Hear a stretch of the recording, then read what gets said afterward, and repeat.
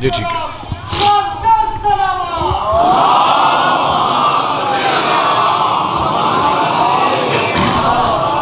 بسم اللہ الرحمن الرحیم.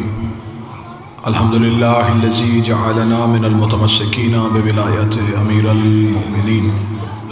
اللہم ایاک نعبد و ایاک نستعین. الصلاۃ والسلام بتحیۃ والاکرام علی اشرف الانبیاء والمرسلین واولادہ الطیبین الطاہرین المعصومین ولعن اللہ تعالی علی اعدائہم اجمعین. اما بعد فقد قال حق سبحانہ تعالی فی کتابہ المجید. بسم اللہ الرحمن الرحیم. ثم اورثنا الکتاب الذین اصطفینا من عبادنا. بلند تر الصلوات.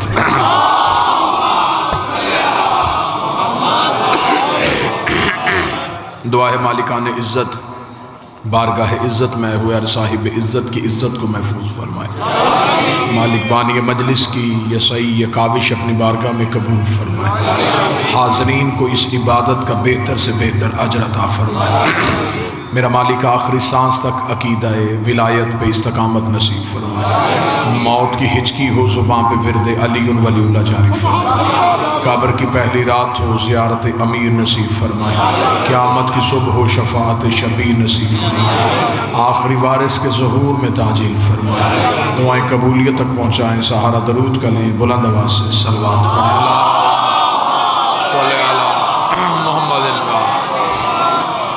اجازت ہے ذکر شروع کیا جائے. جو بندے دیں اسے خلافت کہتے ہیں اور جو اللہ دے اسے امامت کہتے ہیں. بندوں کا بنایا غلط ہو سکتا ہے، اللہ کا بنایا غلط نہیں ہوتا. بادشاہت وقتی طور پہ بے عزتوں کو عزتیں تو عطا کر دیتی ہے، لیکن امامت وہ ابدی نعمت ہے جو خدا چنے ہوئے لوگوں کو دیتا ہے. تخت اور تاج میں عزت نہیں، حکومت میں عزت نہیں. تخت اور تاج الٹ گئے، امامت آج بھی موجود ہے. لشکروں والے قتل ہو گئے، امامت آج بھی موجود ہے. جنہوں نے بڑے بڑے محل بنائے تھے آج ان کی قبروں کا نشان بھی کسی کو نہیں.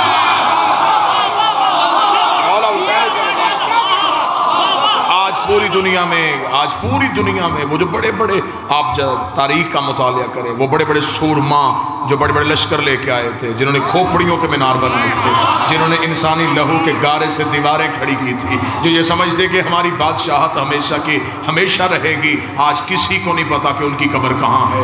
آج تاریخ میں وہ ہمیشہ کے لیے مٹ گئے. کسی کو نہیں پتا متوکل کہاں گیا، کسی کو نہیں پتا حجاج کہاں گیا، کسی کو نہیں پتا ہارون الرشید کہاں گیا، کسی کو نہیں پتا مامون رشید کہاں گیا، کسی کو نہیں پتا منصور دمانکی کی قبر کہاں ہے. لیکن جس کو قتل کرنے کے لیے آئے تھے اس کی قبر پہ آج بھی 3 کروڑ سلام کر رہا ہے، اس کی ذری پہ آج بھی سجدہ ہو رہا ہے. یہ مذہب زندہ تھا، امامت ہمیشہ زندہ رہے گی، کیونکہ خلافت تھی، امامت ہے.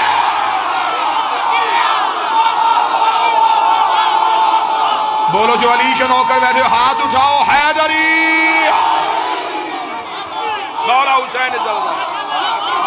خلافت والے گئے، امامت والے ہیں. بادشاہت اس میں کوئی عزت ہے؟ جسے آج بادشاہ بنایا کل اسی کو ذلیل کر کے اتار لی. یقین آئے تو اسلام آباد کی سڑکیں دیکھو.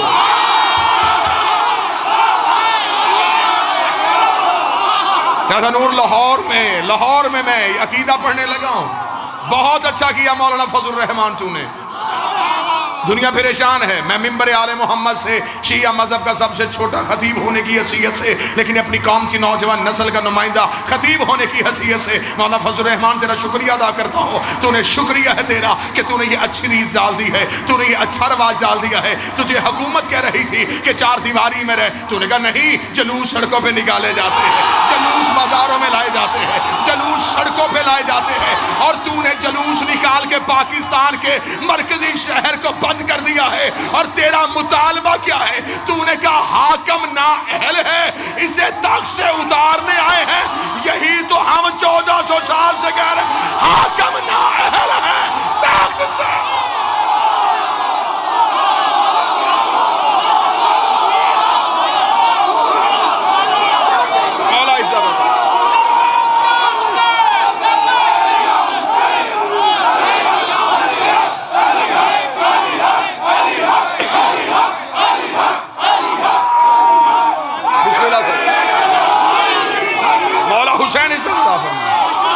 مطالبہ جو تو نے آج کیا ہے،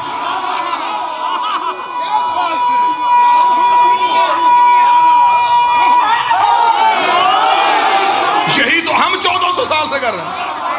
ہماری بھی تو کوئی سن لیتا. ہم بھی تو یہی کہہ رہے ہیں کہ نہ اہل تخت پہ بیٹھ جائے تو اتارو. لاہور نے کھل کے جملہ سنا ہے، پھر اگلا جملہ بھی تمہاری نظر کرنے لگا ہوں. ابھی ٹیکس چور پکڑے جا رہے ہیں، ابھی فدیہ کے چور باقی.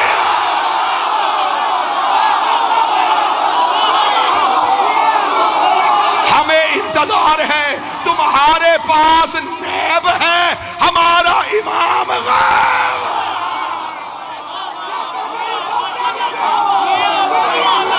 کچھ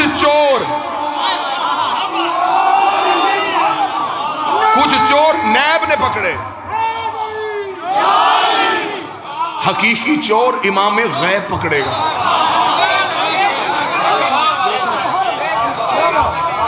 اب تو مذہبی جماعتوں کے جلوس بھی جائز ہو گئے، جھنڈے بھی ہاتھوں میں.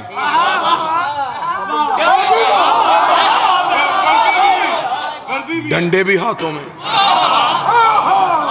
جب مظلوم کے لیے نکلو پھر صرف جھنڈے لے کے نکلتے ہیں. لیکن کیا کریں، تم نے تو پھر اپنے اپنے بزرگوں کی یاد دلوانی تھی نا، جو خیبر میں جھنڈا لے کے گئے تھے.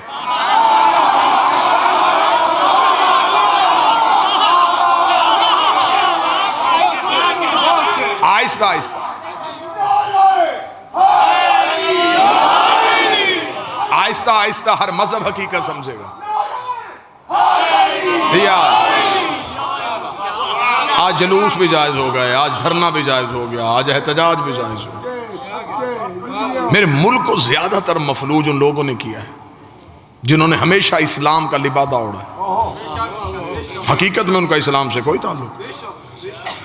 محرم سفر 2 مہینے یہ قوم جلوس لے کے نکلی ہے، لیکن اس کو اجازت نامے کی شرط، پرمٹ، لائسنس، ٹائم کا وقت. یہ بھی اس لمحے کے آگے اب جلوس نہیں آگے جائے گا، اس سے آگے جلوس نہیں جائے گا. ہم نے قانون کی پاسداری بھی کی، کسی دکان کا تالا نہیں توڑا.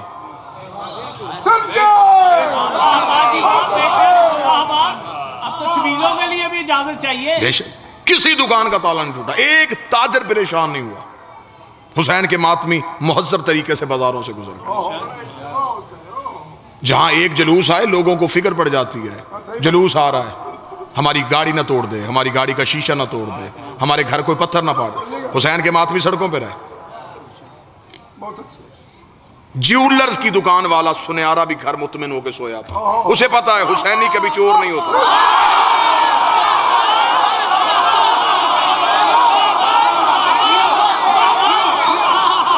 ہم تو نکلے ہی چوروں کے خلاف ہیں. ابھی ربیع الاول آ گیا، آپ دیکھیے گا،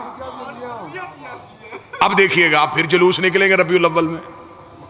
کوئی ایک شیعہ ربیع الاول کے جلوس کے خلاف کہیں کسی تھانے میں جا کے درخواست نہیں دے گا. ہم مہذب قوم ہیں، ہم کربلا سے جوان ہوئے ہیں.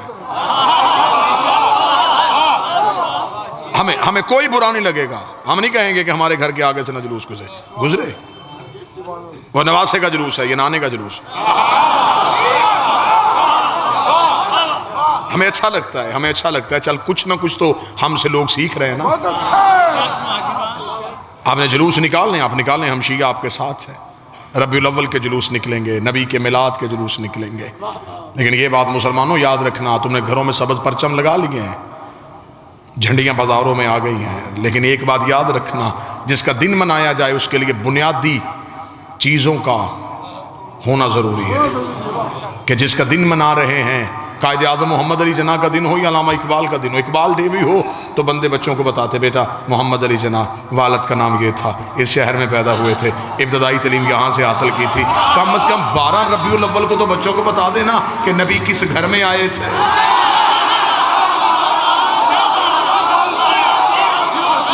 تربیت کس نے کی تھی، نبی کو پالا کس نے تھا، نبی رہے کس کے گھر میں تھے. مسلمان اونٹ نکال لیں گے 12 ربیع الاول کو.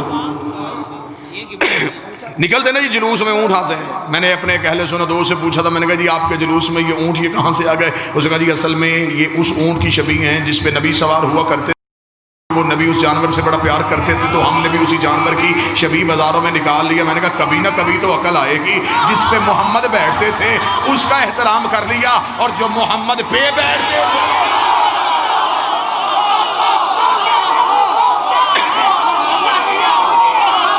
جس پہ تھوڑی دیر پیغمبر بیٹھے, جس پہ تھوڑی دیر پیغمبر بیٹھے.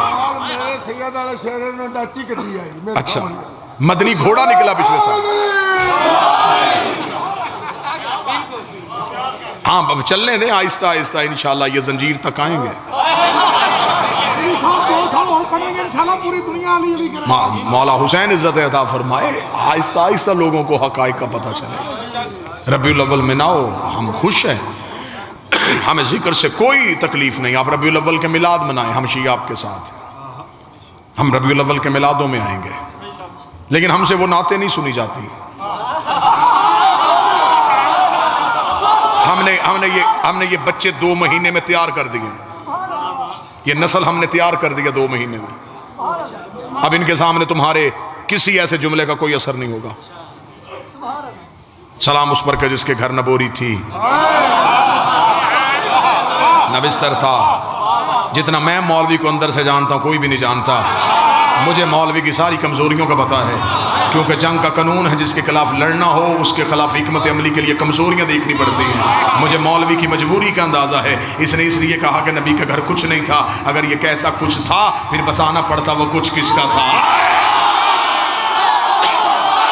نبی کے گھر میں جو کچھ تھا وہ کچھ کس کا تھا؟ وہ سیدوں کی ماں بی بی خدیجۃ الکبریٰ جب نبی کے گھر آئی, یہ خالی ہاتھ نہیں آئی تھی, دولت کے انبار لے کے آئی تھی, سونے کے ڈھیر لے کے آئی تھی. اور تاریخ عرب اس بات کی گواہ ہے, عرب کے گستاخ ننگی تلواریں لے کے جب نبی کے دروازے پہ آئے تھے, پردے کے اندر بیٹھی سیدوں کی ماں نے کہا تھا مولا تو پریشان کیوں ہوتا ہے؟ یہ جتنے تیرے دروازے پہ بھونکنے آئے ہیں یہ سارے ہی میرے قرضدار ہیں, یہ سارے ہی میرے نواخوار ہیں. بی بی نے پردے کے پیچھے کھڑی ہو کے آوازیں پہچان کے کہا تھا او فلاں ابن فلاں, تیرے باپ نے میرا اتنا قرضہ نہیں دینا. او فلاں ابن فلاں, کہ تیری ماں میری ملازمہ نہیں ہے. ہاتھ باندھ کے بی بی غلطی ہو گئی, معافی کیسے ملے گی؟ فرمایا واپس نہ جانا, میرے محمد کے کلمے پڑھتے جاؤ, قرضے معاف کروا.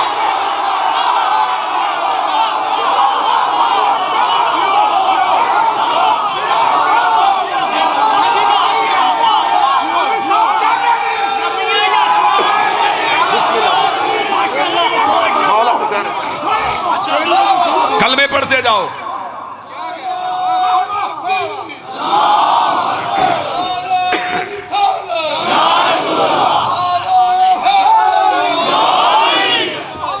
قرضے معاف کرواتے. ہم کتنے اعلیٰ ظرف لوگ ہیں, ہم نے آج تک وہ بندے پوچھے ہی نہیں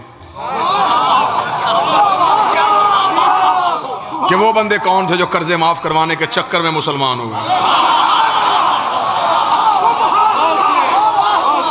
ہر بندہ تو نبی کی محبت میں مسلمان نہیں ہوا. ہر بندہ نبی کی محبت میں مسلمان ہوتا تو ڈاکٹر اقبال یہ کیوں کہتا زبان سے کہہ بھی دیا لا الہ تو کیا آسا. دل و نگاہ جو مسلمان نہیں تو کچھ بھی نہیں. قرضے معاف کروانے کے چکر میں دو طرح کے طبقے تھے جنہوں نے بوجھ سمجھ کے اسلام قبول کیا. ایک وہ جنہوں نے قرضے معاف کروائے, ایک وہ جو علی کی تلوار کے ڈر سے ہو.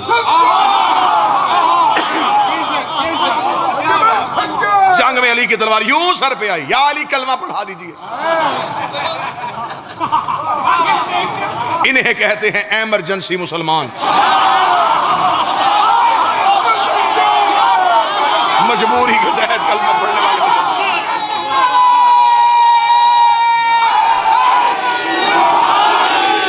کلمے پڑھے انہوں نے, مجبوری میں پڑھے, علی کی تلوار کے ڈر سے پڑھے. انہی لوگوں نے پھر اسلام کو نقصان پہنچایا.